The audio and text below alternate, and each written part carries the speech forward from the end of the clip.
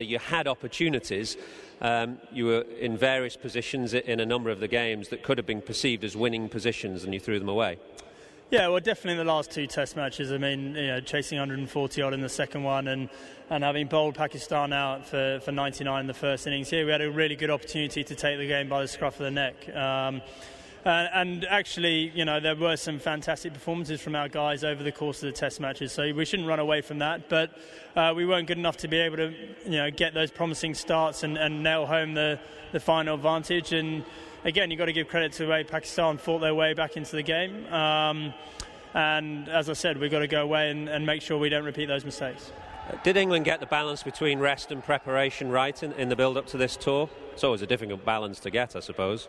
Yeah, it is. We've got a lot of cricket coming up over the next 18 months or so, so we saw that as a bit of an opportunity for people to get away and make sure they're fresh. But ultimately, we lost the series 3-0, so there will always be accusations flying our way. I honestly don't think that was the reason why we didn't play as well as we should have done.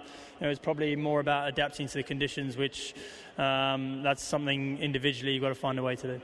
What about for you now? You won't be part of the one-day series, so you now have a period away from cricket as well before Sri Lanka. Will that be difficult for you?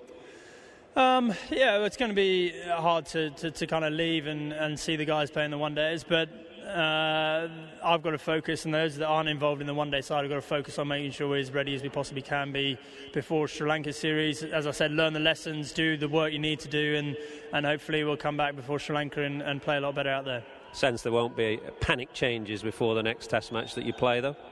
No, I hope not. I mean, it's going to take a little time for this to all sink in and for everything to become clearer, as it always does. But, we haven't been in the business of panic changes and chopping changes aside too much, so I don't expect we'll start now. But it's disappointing. I just want to take this opportunity, if I can, to thank the supporters who have come out here to support us. They're a fantastic bunch. They follow us all around the world, and win or lose, they're always there behind us, so we really appreciate their support. Thanks for those words, and thanks for your time. The England captain, Andrew Strauss.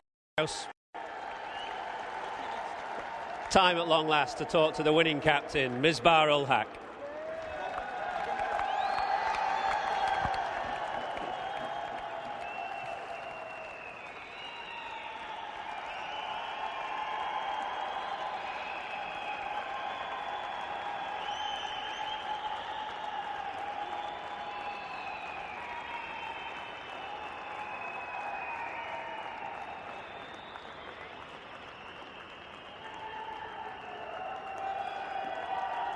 Misbah, if we could just have a quick word with you.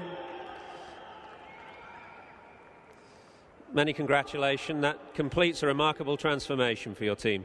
Yeah, thanks to Allah for this victory, and I think wonderful performance by the team, and I just can't say anything about that. I just can't explain this in words. I think that's really, that victory means a lot to us. 99 all out on the first day, 7 down, I think, at lunch on the first morning. You can't have expected to be stood here as a winner. Not many I think it's the first team for 100 years to do that. Yeah, of course, after just getting out on 99, I think nobody thought that you can just come back in this game. But that's what Pakistan cricket team, this team is doing from, you can say, a year and a half. They are really doing well on under pressure situations.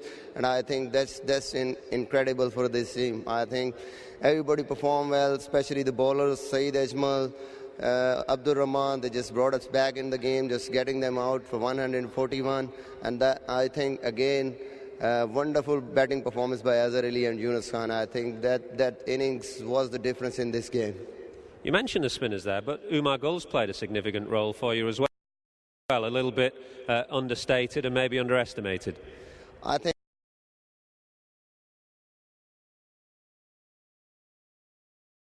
he's a wonderful bowler for us. Whenever we need we need him.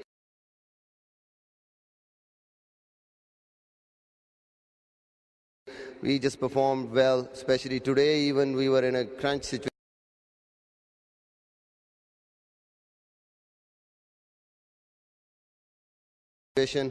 I think their partnership was going on, and he just came in. He just gave us 4 precious wickets. I think he's a wonderful bowler, match-winning bowler, and he just proved it today again.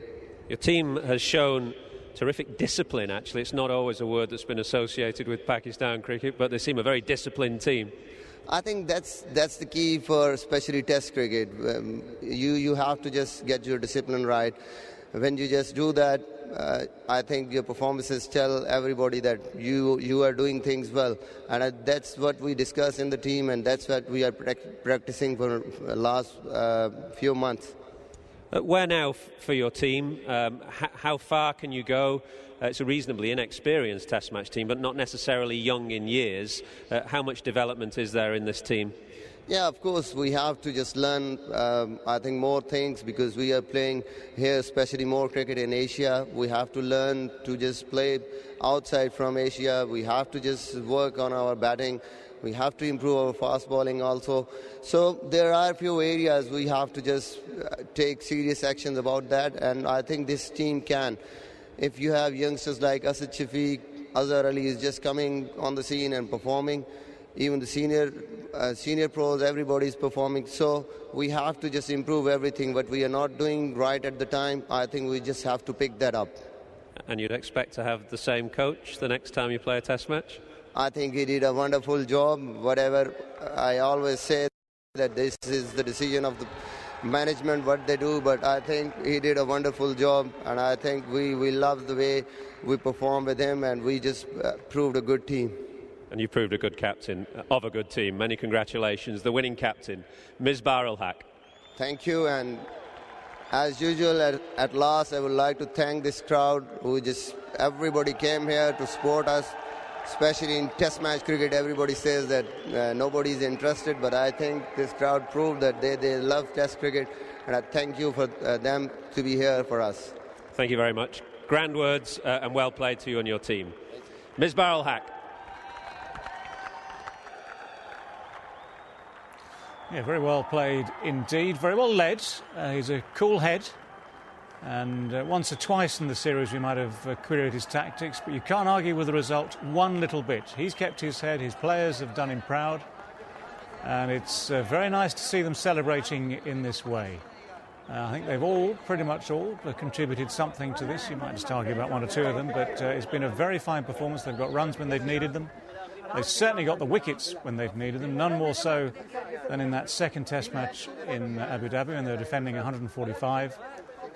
And this for Pakistan is a momentous occasion, I can tell you that. The trophy, whatever you want to say about that trophy, it's a very welcome one for them. And I don't suppose, Bob, I'm absolutely certain no one was predicting a 3-0 whitewash at the start of a series like this. They certainly weren't. England going out there as the best side in the world. But as it turned out, not in these conditions. And no praise is too high for Pakistan, particularly the young batsman who did so well, Yunus Khan, coming good for them in the last match.